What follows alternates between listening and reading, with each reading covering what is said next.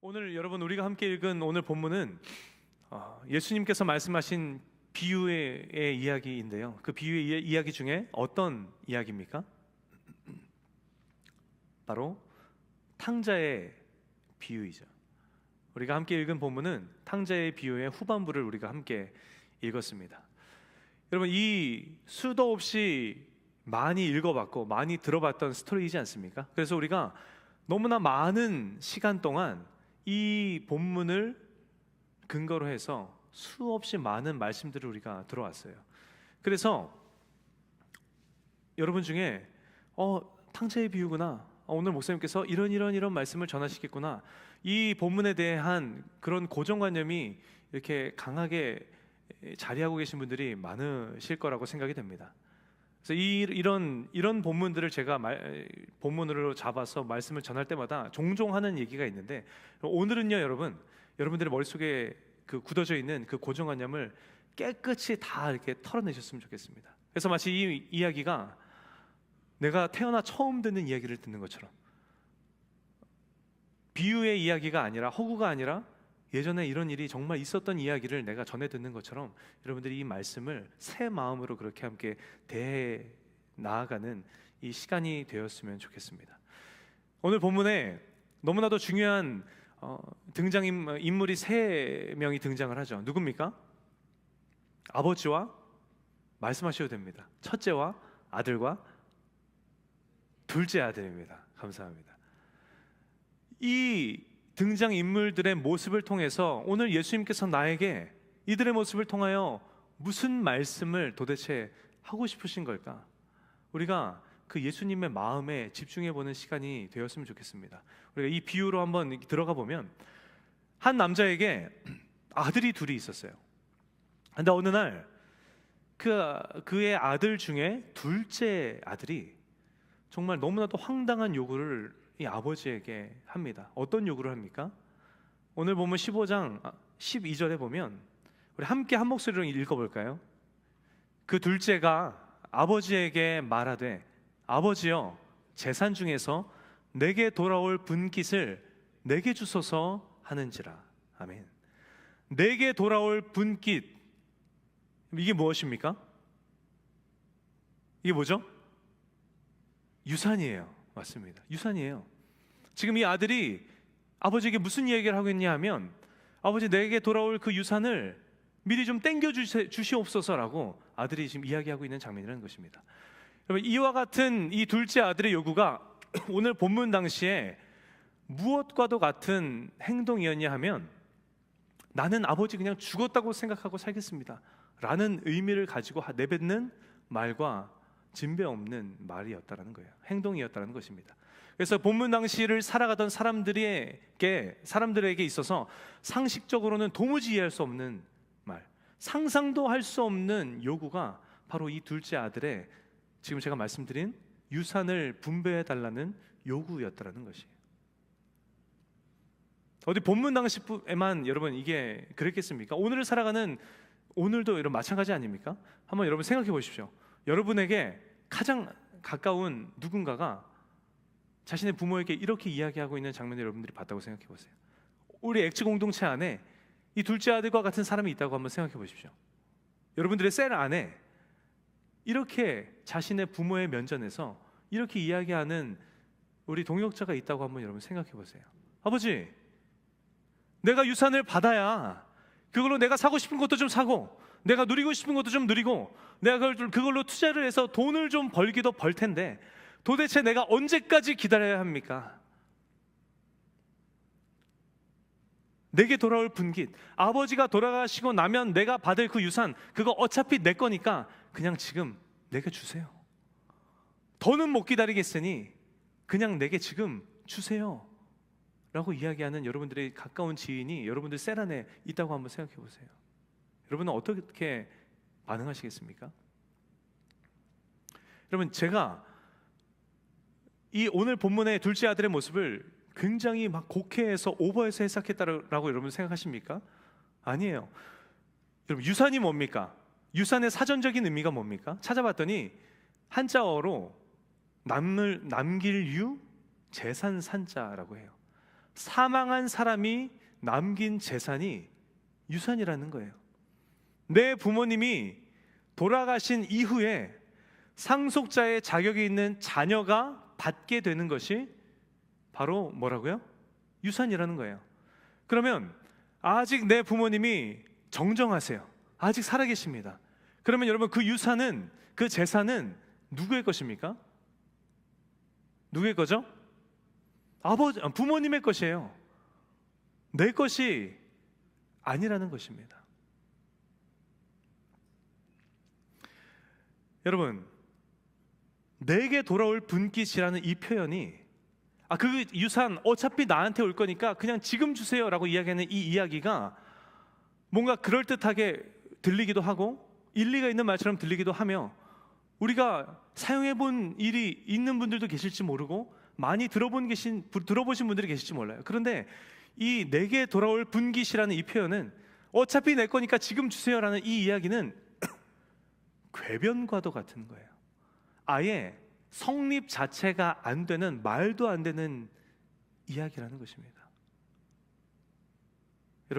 여러분도 그렇게 동의하십니까? 어차피 내 거, 내가 더는 못 기다리겠으니 지금 그냥 주세요. 여러분, 이 이야기에는 나는 아니라고 생각할지 모르지만 그 속뜻에는 어떤 의미가 담겨 있는 것입니까? 우리 부모님 빨리 돌아갔으면 좋겠네. 우리 부모님 빨리 돌아가셔서 저 유산을 내가 빨리 받았으면 좋겠다. 이 의미가 내포되어 있는 거 아닙니까? 여러분, 제가 억지 부려 해석하고 있다고 생각을 하십니까? 우리가 자녀의 입장에서, 상속자의 입장에서는 무슨 그런 말씀을, 제가 어디 그런 마음으로 그런 이야기를 말씀을 드리겠습니까? 라고 본능적으로 우리는 느끼겠지만, 곰곰이 따져보면 그 유산은 어차피 내가 받을 그 유산 그냥 내게 지금 빨리 주십시오라는 그 말에는 우리 부모님 빨리 돌아갔으면 좋겠네 라는 그 속뜻이 담겨 있다는 거예요.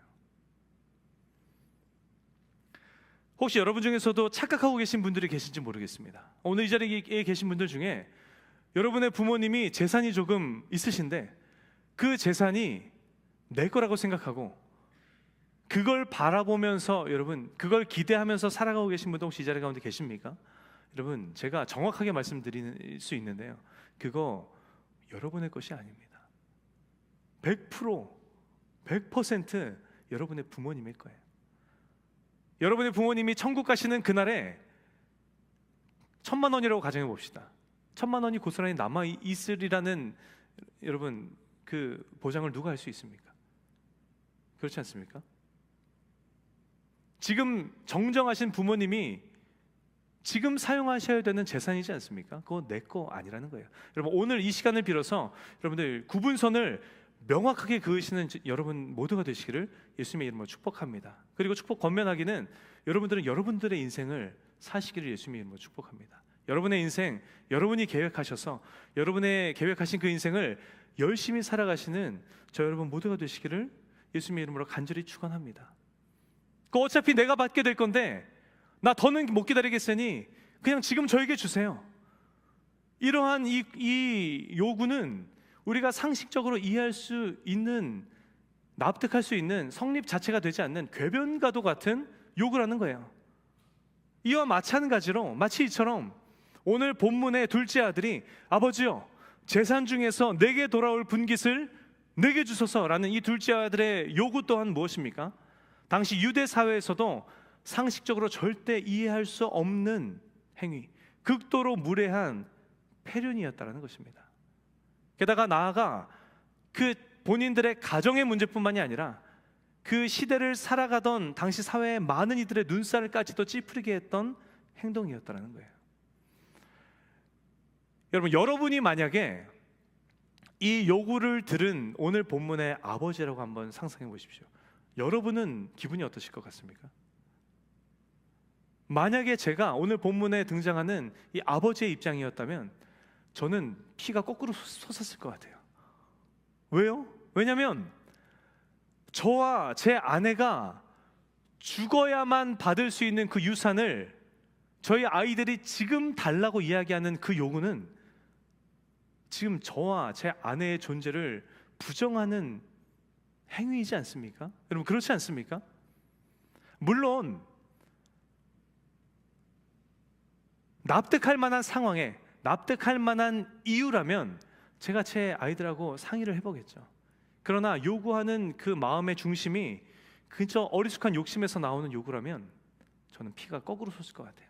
어디 감히 아버지의 두 눈 시퍼렇게 뜨고 살아있는데 유산을 상속해달라고? 어디 이런 무례한 놈이. 그 무례함에 그 어이없음에 제가 피가 거꾸로 솟아서 아주 따끔하게 혼을 낼 것 같습니다. 여러분이라면 어떠실 것 같습니까? 여러분뿐만 아니라 세상을 살아가는 인간이라면 아마 대부분의 사람들이 제 마음과 동일한 마음이지 않겠습니까? 그러니 오늘 본문의 그 요구를 들은 아버지가 여러분 어떻게 반응을 했습니까? 어디 감히 아버지가 아직 두 눈 시퍼렇게 뜨고 살아있는데 분깃을 달라고? 이런 무례한 놈 같으니라고 꾸짖고 쫓아버렸습니까? 아니요. 참으로 이해할 수 없는 건 오늘 본문에 등장하는 이 아버지가 어떻게 반응했는가? 여러분 이 12절 하반절에 이렇게 이야기합니다.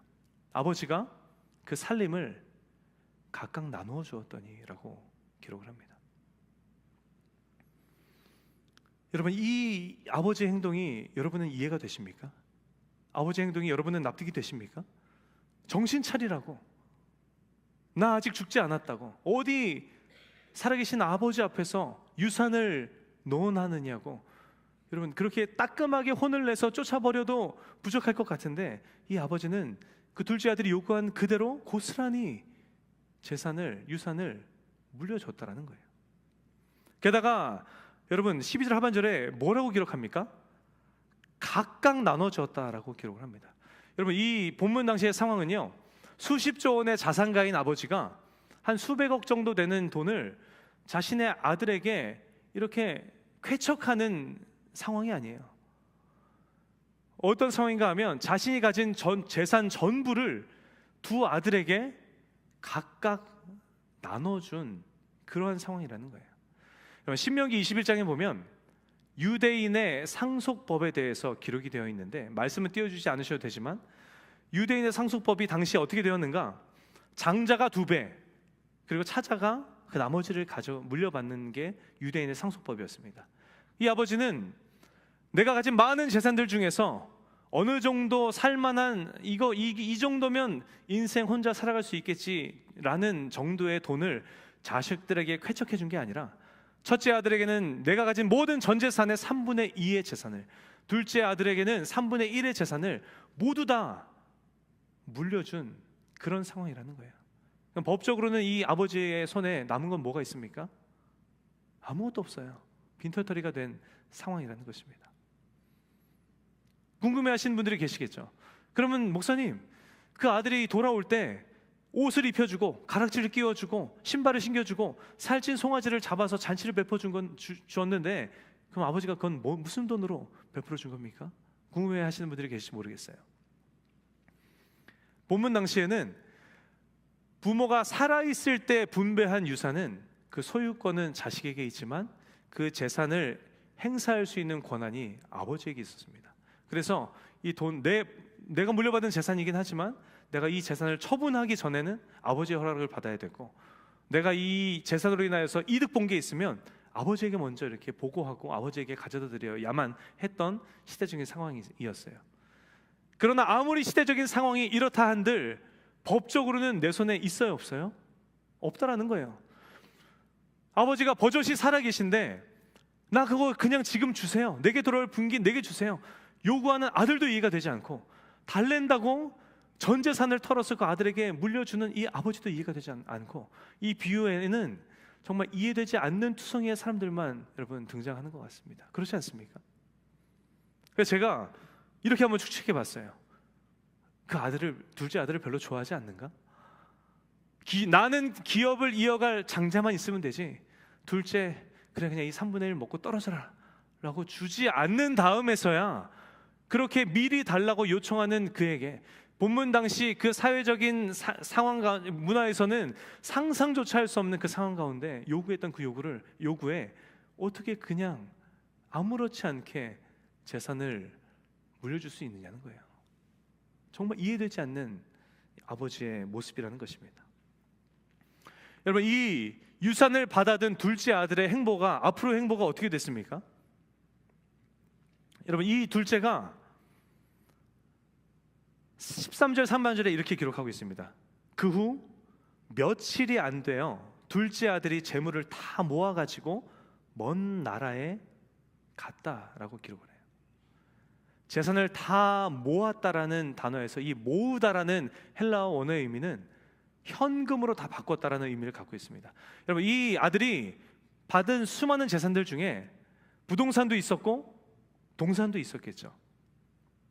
이렇게 말씀을 드리면 부동산인 땅도 있었고 동산인 작은 동산을 받았나 보다라고 생각하시는 분들이 계실지 모르겠으나 움직일 동자입니다. 부동산은 움직이지 않는 재산이죠. 땅을 이야기하고 동산은 이렇게 들고 옮길 수 있는 재산을 이야기해요. 뭐 현금이나 현물이나 오늘 본문 당시에는 가축들이 동산이었겠죠. 이 아들은 받은 부동산을 다 팔아서 현금화했습니다. 가지고 있는 모든 가축들도, 가지고 있는 모든 물건들도 다 팔아서 모두 다 현금화했어요. 그리고는 어디로 떠납니까? 내가 갈 수 있는 한 가장 먼 곳으로 이 아들은 떠났다는 거예요. 이 둘째 아들의 내 평생 소원이 집을 떠나는 거였는지 모르겠습니다. 나를 그렇게 제재하는 아버지의 그늘에서 벗어나기를 간절히 바랬던 마음이었는지 모르겠어요. 늘 듬직하고 인정받는 큰 형과의 그 지긋지긋한 비교에서 벗어나는 것이 이 둘째 아들의 정말 내 평생 소원이었는지 모르겠습니다. 그래서 이 둘째 아들은 내가 받은 모든 재산을 누구에게 물어야 했어요? 처분하려면 아버지에게 물어야 했어요. 아버지가 살아계시기 때문에. 그러나 묻지도 않고 동산 다 팔고 부동산 다 팔아서 현금화해서 내가 갈 수 있는 집으로부터 가장 멀리 떨어진 곳으로, 타국으로 이 둘째 아들은 떠났다는 것입니다. 여러분, 그 타국에 간 아들이 처음에는 어떻겠습니까? 마치 우리가 이 미국 땅을 처음 밟았을 때 그때 그 느낌처럼 이 새로운 환경에 너무 설레이고, 그 자유함이 너무 행복하고, 또 받은 유산이 풍부하니 또 풍족해서 행복했겠죠. 그러나 얼마 못 가 이 둘째 아들이 여러분 어떻게 됩니까? 13절 하반절에 이렇게 기록합니다. 거기서 화랑방탕하여 그 재산을 낭비하더니. 어쩌면 불길한 예감은 한 번도 틀린 적이 없는지. 여러분, 너 어차피 내게 돌아올 그 분깃 내게 주시옵소서 라고 요청할 때 여러분, 불길한 예감이 여러분들 드시지 않았습니까? 어쩌면 불길한 예감은 단 한 번도 틀린 적이 없는지 이 둘째 아들의 삶이 어떻게 되었습니까? 화랑방탕하여서 가진 재산을 탕진해버리고 말았다는 거예요. 여러분, 이 둘째 아들이 어디에 그 모든 재산을 다 탕진해버렸습니까? 30절에 기록된 이 큰 첫째 아들의 언급에서 우리가 잘 알 수 있죠. 우리 30절 우리 함께 한 목소리로 읽어볼까요?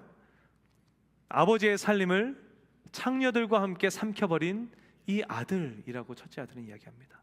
이 둘째 아들은 너무나 한심하게도 그 받은 그 모든 유산을 창기들과 함께 유흥에 탕진해버렸다는 거예요. 그럼 이제 어떻게 하면 되겠습니까? 자업자득 지가 달랬고 지가 가서 지 실수로 탕진했으니 지 인생 지가 알아서 살아야지.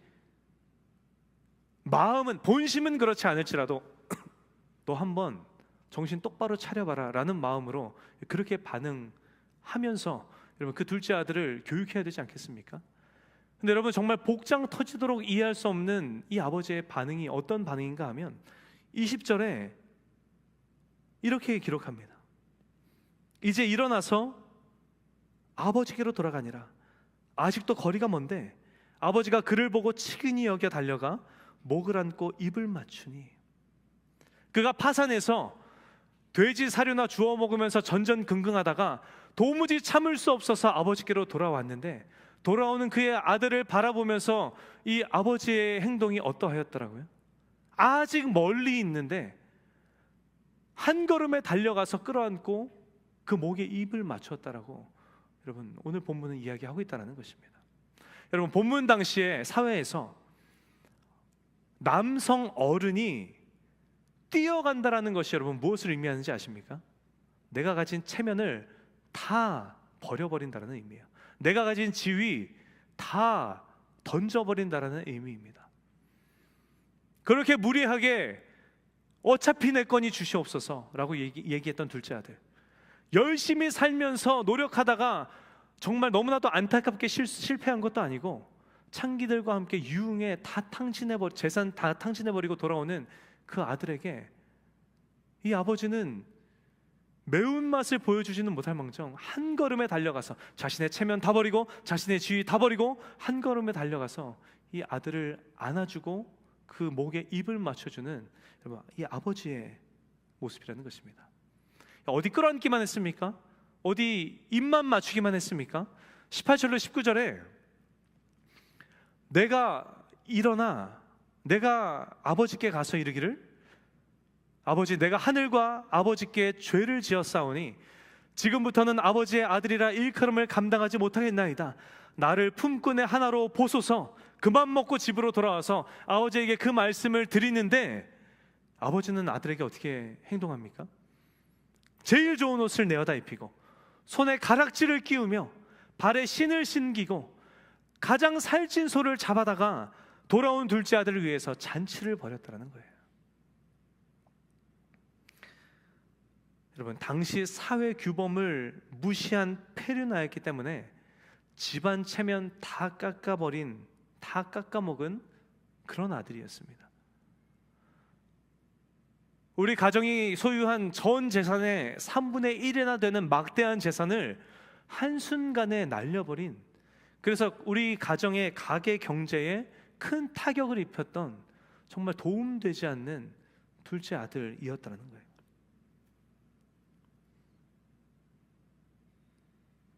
피는 물보다 진하다고 하니 돌아오는 아들을 내칠 수는 물론 없겠죠. 그런데 여러분 이렇게까지 할 일입니까? 자신을 송장 취급했던 아들, 그 가져간 수많은 재산을 너무 허무하게 다 탕진해버렸던 그 아들, 그리고 나서 터덜터덜 돌아오는 그 아들에게 내칠 수는 없겠죠. 그러나 이렇게까지 할 일이냐는 거예요. 이 아버지의 모습이 저는 말씀을 준비하는데 너무 이해가 되지 않아요. 달라는 요구에 나눠준 모습도, 탕진하고 돌아오는 모습에 한 걸음에 달려가 끌어안고 입을 맞추는 모습도 여러분이 이해가 되십니까? 저는 이해가 되지 않아요. 제 스타일이 아니에요. 저랑 너무 달라요. 만약에 저였다면 반갑겠죠. 내 새끼인데. 그러나 이참에 정신 좀 차릴 수 있도록, 철이 들어도 아주 제대로 들을 수 있도록 저는 이 찾아온 기회를 잡아들고 마음껏 사용해서 이 아들에게 가르치고 또 가르쳤을 것 같습니다. 그러나 이 아버지는 어떻게 반응했다고요? 그저 달려가 끌어안고 입을 맞추며 잔치를 벌여주었다는 것입니다. 이게 이렇게까지 할 일이냐는 거예요. 그러니 그 모습을 바라보는 첫째 아들이 여러분 어떻게 반응을 합니까? 오늘 본문 28절에 이렇게 반응을 하죠. 그가 노하여 들어가고자 하지 아니하거늘. 할렐루야. 드디어 오늘 비유에 상식이 좀 통하는 인물이 등장을 하는 것 같아요. 이 첫째가 등장을 해서 여러분 뭐라고 이야기합니까? 29절로 30절에 아버지에게 이렇게 늘어놓습니다.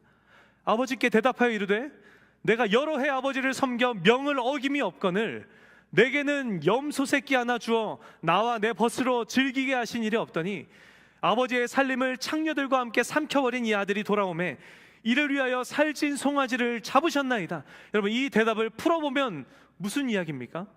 아버지 어떻게 이러실 수 있습니까? 저는 평생도록 아버지 옆에서 아버지를 존중하며 아버지와 함께 아버지의 말씀에 순종하며 최선을 다해서 살아왔는데 나에게 수고했다 말 한마디 없었으면서, 나에게 고생했다 고생한다 말 한마디 없었으면서, 내게 뭐 하나 베풀어 준 것 없으시면서 저 폐류나 아버지가 살아계심에도 불구하고 재산 달라 떼를 쓰고 가져다가 창녀들과 함께 탕진해버린 저 폐류나, 주변의 모든 사람들의 눈살을 찌푸리게 하고 주변의 모든 사람들의 심기를 불편하게 했던 저 아들에게는 어떻게 그럼에도 불구하고 용납할 수 있고, 그럼에도 불구하고 용서할 수 있으며, 그럼에도 불구하고 이렇게 베풀 수 있는 것입니까? 여러분, 이 첫째 아들의 이 분노가 참 사이다이지 않습니까? 저만 사이다입니까?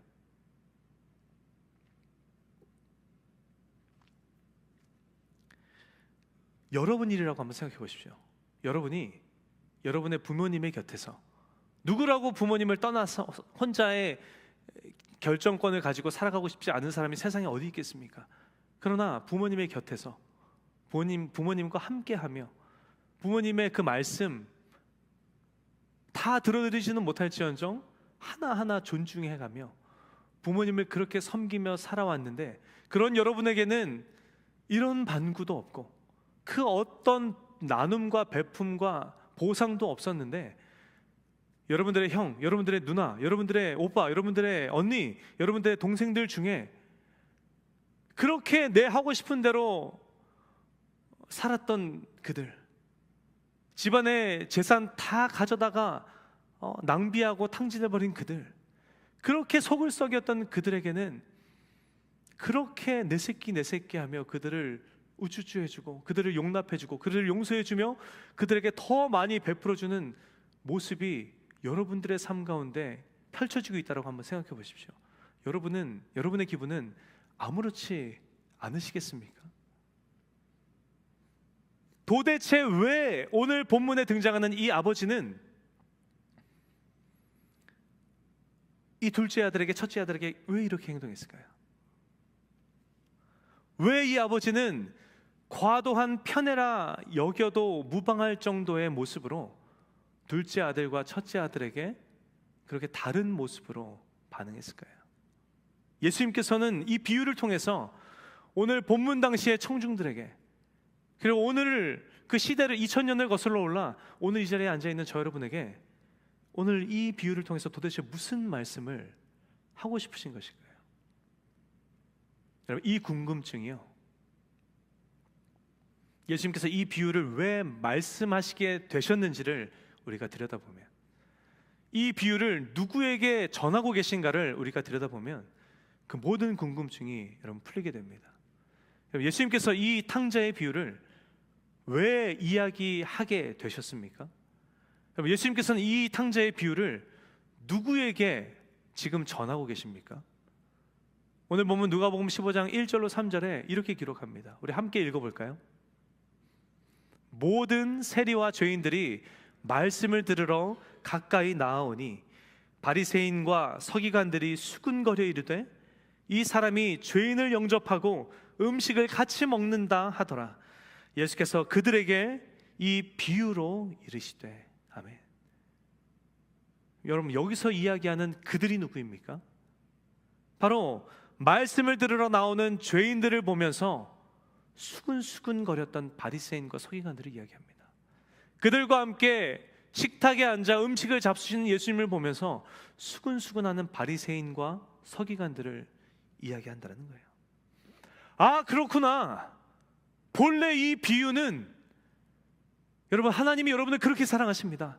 그렇게 버선발로 달려가서 안아주시는 하나님이십니다 라며 죄인에게 전하고 계시는 비유의 말씀이 아니라 바리새인과 서기관, 그러니까 오늘로 말하면 저 여러분처럼 예수 잘 믿는 자들, 그 누구보다 신앙생활 열심히 하는 정말 신앙인들, 자타공인 신실한 그리스도인이라 불려지는 그들에게 주시는 예수님의 말씀이었다라는 것입니다. 여러분, 이 말씀을 왜 믿음 좋은 자들에게 전하고 계십니까?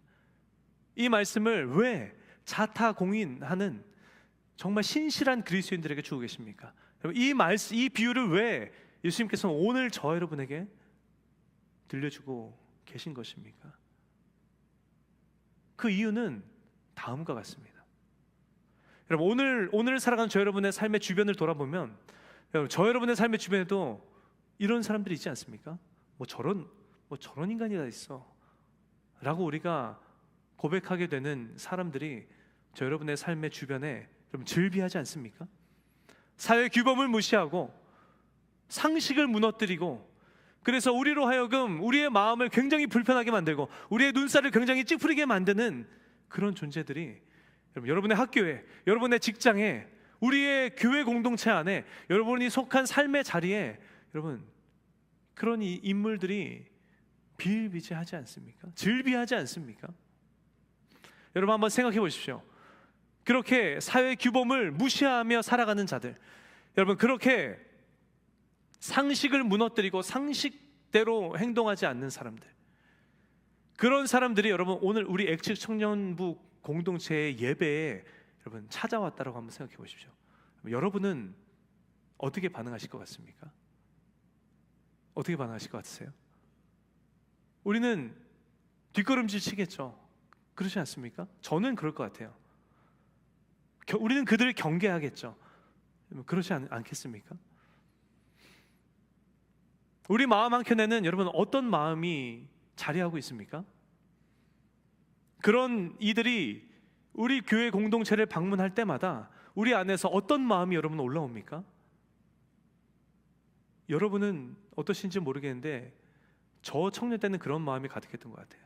나의 눈살을 찌푸리게 만드는 사람들, 내 마음을, 심기를 불편하게 만드는 사람들, 이게 상식적이지 않은 행동해서 정말 나를 너무 이렇게 괴롭게 하는 사람들, 이 사람들이 내가 속한 공동체에 찾아오면 우리 공동체에는 좀 믿음 좋은 사람들이 왔으면 좋겠는데, 우리 공동체에는 좀 상식이 통하는 사람이 왔으면 좋겠는데, 우리 공동체에는 좀 나와 대화가 통할 만한 사람이 좀 찾아왔으면 좋겠는데, 내가 인간관계를 맺을 만한 사람들, 내가 인간관계를 맺고 싶은 사람들이 좀 찾아왔으면 좋겠는데, 여러분 그런 분들을 바라보시면서 여러분들의 마음 한켠에는 그런 마음이 혹시나 여러분 샘솟는 경험을 경험해 본 적 혹시 있지 않으십니까? 그런데 행여나 이 사람이 우리 공동체에 멤버십으로 등록을 하겠다고 합니다. 그럼 여러분들의 마음은 어떻습니까? 여러분들이 아무 말씀을 안 하시니 오늘 제가 그냥 나쁜 놈이 되겠습니다. 저는 등록을 한다는데 어쩌겠어, 뭐 어쩔 수 없지. 그러나 내 셀로만 안 왔으면 참 좋겠네 라는 마음이 여러분 솔직한 마음으로, 인간적인 마음으로 여러분들 마음에 드시지 않습니까? 저런 위험해 보이는 사람이 우리 공동체에 왔습니다. 저렇게 뭔가 상식대로 행동하지 않는 사람이 찾아왔어요. 나를 너무 불편하게 하고 나를 너무 내 마음을 너무 어렵게 하는 사람이 찾아왔습니다. 등록을 하겠대요. 뭐 여러분들이 가서 뜯어 말릴 수는 없는 노릇 아닙니까? 내 셀로만 안 왔으면 좋겠다라는 마음이 여러분들 마음에 싹튼 적이 없으시냐는 거예요. 그런데 하필 목사님이 내 셀로 배정을 했네. 그러면 여러분은 어떠시겠습니까? 셀 모임도 너무 힘들어, 나눔이 너무 힘들어, 교제도 너무 힘들어. 그래서 나를 너무 심기를, 리더 얘기하는 거 아닙니다. 우리 여러분 모두를 얘기하는 거예요. 그래서 내가 이 공동체에 속해 있는 게 너무 힘들어, 나를 너무 괴롭게 해.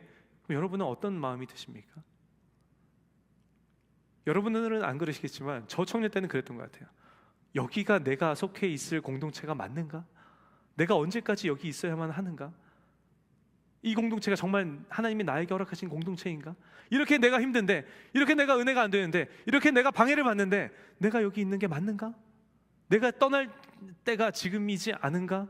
라는 마음이 여러분들 솔직히 저 여러분의 심정 가운데 밀고 올라오지는 않으시냐는 거예요. 너무나 민감하고 조심스러운 이야기지만 여러분, 그런 모습이 저 여러분의 모습 가운데 있지는 않느냐는 거예요. 어떻게 세리가, 어떻게 죄인이 교회에 나올 수가 있는가? 어떻게 저 예수라는 작자는 저런 정말 종자들과 함께 앉아서 밥을 먹을 수 있는가? 그렇게 수군대던 바리새인과 서기관들의 모습처럼 누가 봐도 아버지를 잘 섬기는 내게는 아니고 아버지의 살림을 창녀들과 함께 삼켜버린 저 망나니를, 우리의 집안의 체면을 다 갉아먹은 저 자식을 어떻게 그렇게 용서하고 품으며 베풀 수가 있는가 라고 분노하던 첫째 아들의 모습처럼, 하나님, 어떻게 저런 사람이 여기 앉아 있을 수 있습니까? 여러분, 어떻게 우리 공동체에 저런 사람이 함께 할 수 있습니까? 저런 사람은 좀 안 들어오면 안 됩니까?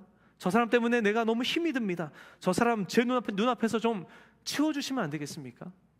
안 되겠다면 제가 사라지겠습니다. 혹시 이 모습이 행여나 저 청년 믿음 참 좋은 청년이야, 저 청년 예수 잘 믿는 청년이야, 저 청년 참 믿음이 성숙한 청년이야 라고 이야기되는 오늘 저 여러분의 모습에서 발견되어지는 모습이지는 않냐는 거예요. 여러분 기억하십니까? 저 여러분도 오늘 본문에 등장하는 이 둘째 아들과 같은 존재였습니다. 저 여러분도 다 아버지의 그늘에서 벗어나 닿을 수 없는 가장 먼 곳으로 우리가 떠나가서 내 인생 주인 내가 돼서 내가 살고 싶은 대로 살아갔던 저 여러분도 둘째 아들과 같았던 존재들이었습니다. 여러분 기억하십니까? 예수님을 우리가 알지도 못했고 우리가 예수를 알지 못했기에 예수님을 찾을 수도 없었던 그 절망이었던 우리를 하늘 보자 다 버리고 먼저 우리에게 찾아와 주셔서 우리를 위해 십자가에서 죽으시고 부활하심으로 우리를 구원해 주신 분이 바로 하나님이십니다. 여러분 믿으십니까? 오늘 이 자리 가운데 행여나 아직도 그 주님을 만나지 못한 분들이 계시다면 여러분 그 우리의 구원자 되신 예수 그리스도의 놀라우신 은혜가 여러분의 삶과 신앙 가운데 충만히 경험되시기를 예수님의 이름으로 축원합니다. 그다음 다시 돌아가면 여러분, 그런데 여러분 그렇게까지 할 일입니까? 보잘것없는 우리, 죄로 가득해서 죽어 마땅한 우리를 위해서 하늘 보자 다 버리시고 이 땅 가운데 오셔서 여러분 그렇게까지 할 일이냐고요. 그러나 하나님께서는 우리를 측은히 여기심으로 여러분 저 멀리서 다가오는 둘째 아들을 바라보며 측은히 여겼다라고 기록하고 있는 이 본문의 측은하다라는 이 단어의 뜻은 내가 지금 달려가서 어떻게 해주지 않고서는 견딜 수 없는 그런 마음을 이야기합니다. 하나님께서는 그런 저 여러분을 그렇게 측은히 여기셔서 기꺼이 그렇게까지 하시면서 저 여러분을 구원해 주셨음을 여러분 기억하시는 저 여러분 모두가 되시기를 예수님의 이름으로 간절히 축원합니다. 그런 탕자였던 우리가, 그런 조건 없는 사랑을 받은 우리가 어떻게 지금 이 순간에 그 예수 그리스도의 사랑이 필요한 내 주변에 부족하고 연약한 자들에게 우리가 손가락질하며 그들에게 수군될 수 있겠습니까? 어떻게 그들이, 하나님 어떻게 이들이 여기서 나와 함께 할 수 있습니까? 어떻게 이들이 우리 공동체 안에서 함께 신앙의 경주를 경주할 수 있습니까? 우리가 어떻게 분노할 수 있겠느냐는 거예요. 여러분 오늘 본문을 거울 삼아서 오늘을 살아가는 저 여러분의 삶의 모습, 신앙의 모습을 우리가 함께 돌아보기를 원하는데요. 여러분은 어떤 모습으로 삶을 살아가고 계십니까? 말씀을 듣겠다 결단하고 돌이키고 회개하며 주님 앞에 다가오는 죄인들을 바라보며 수군댔던 바리새인과 서기관들의 모습으로 여러분들은 살아가고 계십니까? 아니면 그들과 함께 식탁에 앉아서 그들을 용납하고 그들을 사랑하며 그들과 함께 식사했던 예수 그리스도의 모습으로 여러분은 살아가고 계십니까? 여러분은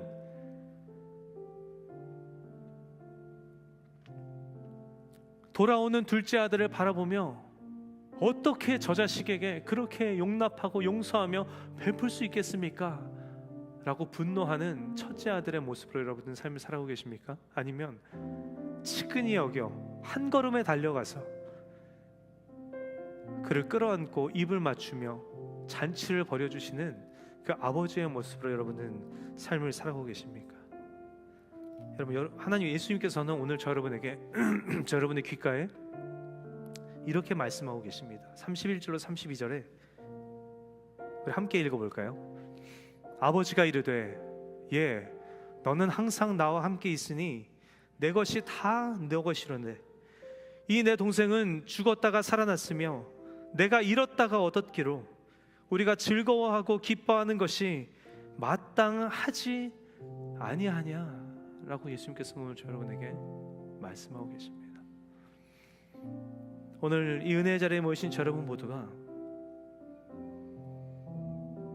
간절히 바라고 원하기는 우리가 먼저 누린 그 측량할 수 없는 그 놀라운 사랑, 그 값을 매길 수 없는 그 사랑, 우리가 먼저 누린 그 갚을 수 없는 십자가의 사랑을 다시금 마음 가운데 새기시고 주님께서 마땅히 여기시는 그리스도인의 모습으로 여러분들이 속한 삶의 자리에서 영혼들을 위로하고 영혼들을 용납하며 영혼들을 세우고 영혼들을 살리는 정말 능력 있는 그리스도인의 삶을 살아가는 저 여러분 모두가 되시기를 예수님의 이름으로 간절히 축원합니다. 여러분들이 예수님을 깊이 닮아가는 저 여러분이 되셨으면 좋겠어요. 하나님은 사랑이시니 여러분이 사랑하는 자가 되는 것이 아니라 여러분이 사랑 자체가 되셨으면 좋겠습니다. 여러분이 속한 자리가 어디든 여러분들 옆에 있는 존재가 누구든 관계없이 예수 그리스도 닮은 모습으로 그 사랑으로 여러분 반응하는 저 여러분 되셔서 하나님이 기뻐하시는 그리스도인, 사람을 위로하고 용납하며 세우고 살리며 하나님의 마음을 기쁘시게 해드리는 정말 능력 있는 그리스도인의 삶을 살아가시는 오늘 이 자리에 모인 사랑하는 모든 청년 여러분들 되시기를 예수님의 이름으로 간절히 축원합니다. 우리 함께 두 눈을 감고 함께 기도하며 나아갔으면 좋겠습니다.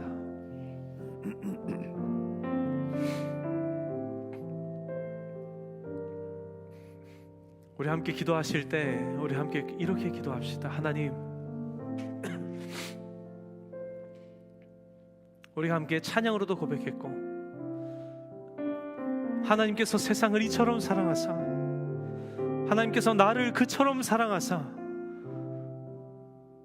하늘보자 다 버리시고 이 땅 가운데 낮은 자로 찾아오셔서 나를 위하여 십자가에 죽으시고 부활하심으로 말미암아 나를 구원하여 주셨는데 하나님, 제가 먼저 누린, 먼저 받은 그 측량할 수 없는 은혜를 까맣게 잊고 하나님의 사랑이, 예수님의 사랑이 필요한 자들을 바라보며 제가 수군되었었네요.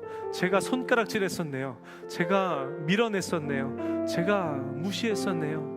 하나님, 이 시간 나의 연약함을 회개하오니 주님 용서하여 주시고 내가 있는 곳 어디서든 내가 만나는 사람 그 누구든 사랑으로 반응하며 위로하고 살리며 세우는 삶을 살아가는 능력 있는 그리스도인의 삶을 살게 하여 주시옵소서. 우리 이 시간 간절한 심령으로 주님의 이름 크게 한번 부르짖고 우리 함께 간절히 함께 기도하며 나아가시겠습니다. 주여,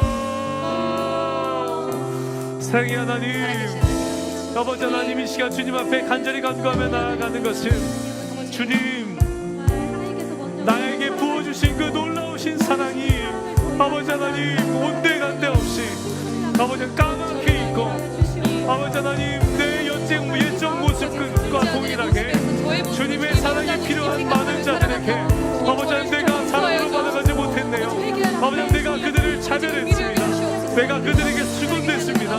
아버지 하나님 나의 연약하고도 나의 부족한 모습을 회개하며 나아가오니 아버지 하나님 용서하여 주시옵소서. 주님 용서하여 주시옵소서. 아버지 하나님, 아버지 하나님께서 우리 가운데 임하여 주시고 역사하여 주시사 주님 용서하여 주시고 아버지 하나님 내게 허락하여 주신 삶의 자리에서 내게 맡겨주신 그 영혼이 누구든지 아버지 하나님 그들을 위로하고 그들을 아버지 용납하고 아버지 하나님 그들을 용서하며 그들에게 예수 그리스도의 사랑을 전하며 아버지 하나님 그들을 세워가는 살려가는 아버지 하나님의 기뻐하시는 그리스도의 삶을 살아가는 나의 삶이 되게 하여 주시옵소서. 나의 삶이 되게 하여 주옵소서. 놀라운 천만 년을 위해 나아가는 아버지 하나님의 삶이 되게 할 수 있도록 아버지 하나님 함께 하여 주시옵소서. 주님 역사하여 주옵소서. 주님 역사하여 주옵소서. 사랑의 하나님,